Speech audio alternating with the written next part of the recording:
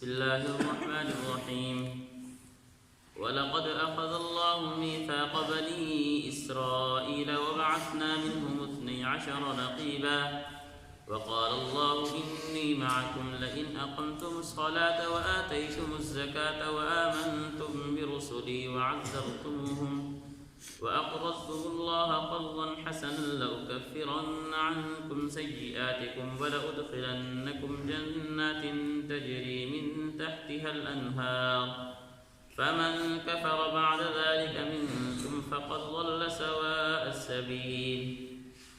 ترجمہ: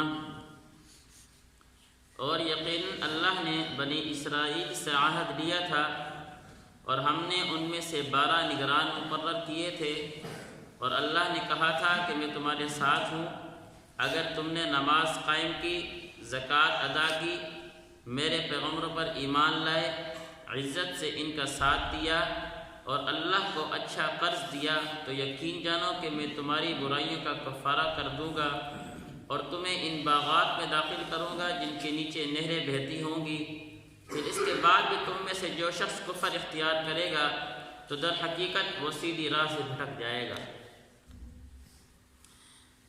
پچھلی آیات میں اللہ رب العزت نے عہد کا ذکر کیا تھا کہ اس دنیا کے اندر رہ کر جو اللہ نے تم سے وعدہ لیا ہے کہ میرے احکامات کی پیروی کرو، آپ علیہ السلام کے طریقوں پر چلو، اس وعدوں کو پورا کرو۔ اگر وعدوں کو پورا نہیں کرو گے تو اللہ رب العزت نے نقض عہد کی ایک مثال پیش کی، عہد کو توڑنے کی مثال پیش کی کہ تم سے پہلے بنی اسرائیل سے بھی اللہ نے عہد لیا تھا، انہوں نے اللہ کے وعدوں کو پورا نہ کیا، اللہ رب العزت نے ان پر عذابات نازل کیے۔ وہ کیا عہد لیے تھے؟ اس آیت میں اللہ نے اسی کا ذکر کیا۔ اللہ نے فرمایا وَلَقَدْ أَخَذَ اللَّهُ مِيثَاقَ بَنِي إِسْرَائِيلَ، یقیناً اللہ نے بنی اسرائیل سے عہد لیا تھا، وَبَعَثْنَا مِنْهُمُ 12 نَقِيبًا، اور ہم نے ان میں سے 12 نگران مقرر کیے تھے۔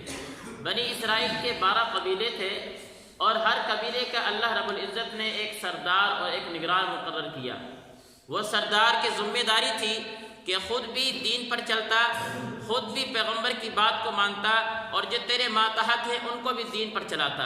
ہر سردار کی یہ ذمہ داری اللہ رب العزت نے لگا دی، اور ان کے اوپر اتنی آسانی کی گئی کہ بنی اسرائیل کے اندر پانی کی بڑی قلت تھی، پانی کے حوالے سے بڑے پریشان رہتے تھے۔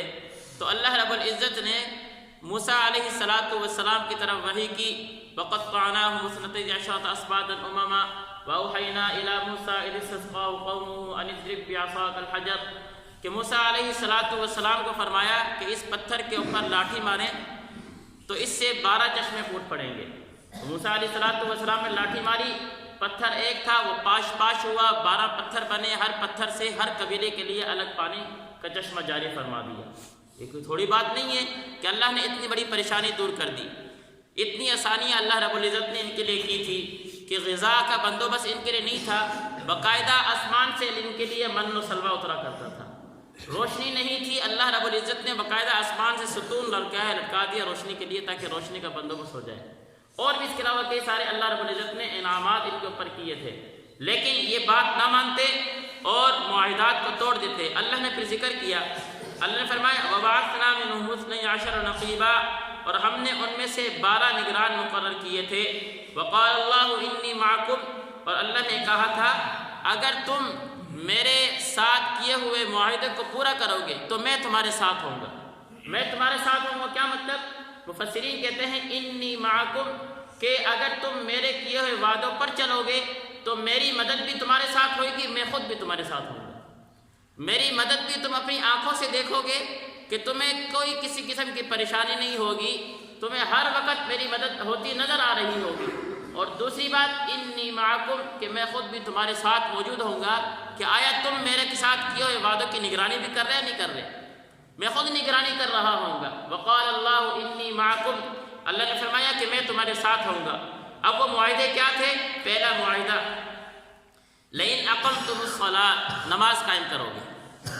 آپ علیہ السلام اس امت سے پہلے بھی جو انبیاء گزرے ہیں ان کے اوپر بھی نمازیں فرض تھی، صورتیں مختلف تھی، لیکن اس سے پہلے بھی انبیاء کی جو امتیں تھیں ان پر بھی نمازیں فرض کی گئی، تو اسی کا ذکر کیا جا رہا ہے ان اقمتم الصلاۃ، پہلا معاہدہ نماز قائم کرنی ہے، نماز ادا کرنی ہے، نماز کی چھٹی نہیں ہے کسی حال میں۔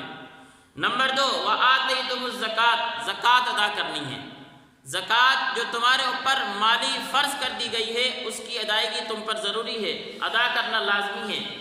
تیسرا معاہدہ وآمنتم برسلی وعزرتموہم، اگر بنی اسرائیل میں اللہ رب العزت پیغمبر بھیجتے ہیں تو تمہارا یہ کام بنتا ہے ان پیغمبروں پر ایمان لے کر آؤ اور ان کا عزت کے ساتھ ساتھ دو، ایمان لے کر آنا پیغمبروں پر۔ اور چوتھا معاہدہ وَأَقْرَضْتُمُ اللَّهَ قَرْضًا حَسَنًا، اللہ رب العزت کو قرض حسنہ دو۔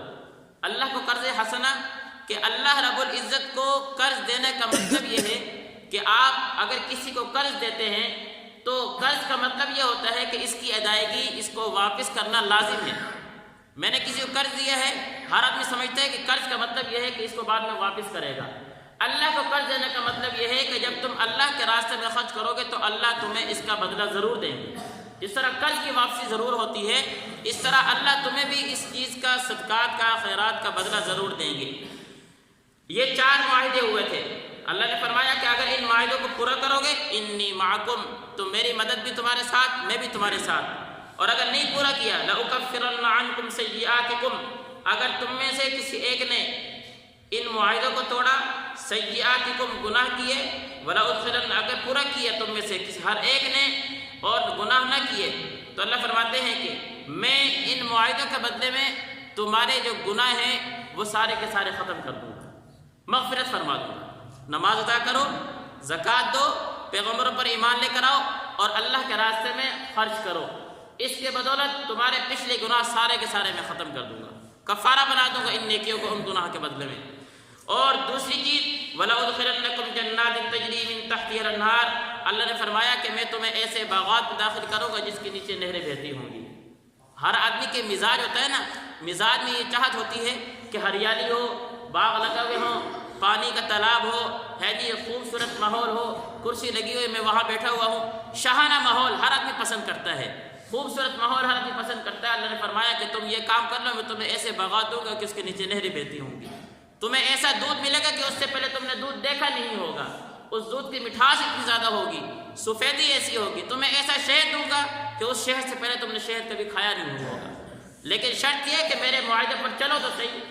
وَلَأُدْخِلَنَّكُمْ جَنَّاتٍ تَجْرِي مِن تَحْتِهَا الْأَنْهَارُ، اللہ نے فرمایا فَمَنْ كَفَرَ بَعْدَ ذَلِكَ مِنْكُمْ، اور اگر کسی نے ان معاہدوں کو توڑا اور ان معاہدوں کی پاسداری نہیں کی، ان میں سے کسی ایک کو توڑا، فَقَدْ ضَلَّ سَوَاءَ السَّبِيلِ، تو یہ بات سمجھ لے کہ در حقیقت وہ سیدھی راہ سے بھٹک گیا ہے۔ اللہ کے ساتھ کیے ہوئے معاہدوں کو پورا کرنا یہ بہت ضروری ہے۔ اب اللہ رب العزت نے ہمیں ایک مثال دے دی ہے کہ بھئی میں نے تمہارے ساتھ معاہدہ کیا، وہ معاہدے کیا تھے؟ کل آپ نے یہاں پر پوری تفصیل سے ذکر کیا ہے کہ اللہ کے احکامات کو پورا کرو، رسول اللہ کے طریقوں پر چلو، یہ اللہ نے ہمارے ساتھ وعدہ لیا ہے۔ وعدہ پورا کرو گے، ہمارے ساتھ بھی وہی وعدہ ہے کہ اللہ تمہارے گناہ کو معاف کر دیں گے اور تمہیں جنت میں داخل کر دیں گے۔ اور اگر نہیں پورا کیا، جس طرح بنی اسرائیل کے عذابات مختلف قسم کے ہیں جی 9-10 عذابات تھے جو عذابات نازل ہوئے تھے ان کے اوپر اور مختلف صورتیں تھیں ان کی، اللہ ہم سب کی حفاظت فرمائے۔ اللہ فرماتے ہیں اگر تم نے نہ پورا کیا فَقَدْ ضَلَّ سَوَاءَ السَّبِيلِ، تو ایک نمونہ پیش کر رہا ہوں کہ وہ سیدھی راہ سے بھٹک گئے تھے، کہیں ایسا نہ ہو تم بھی بھٹک جاؤ۔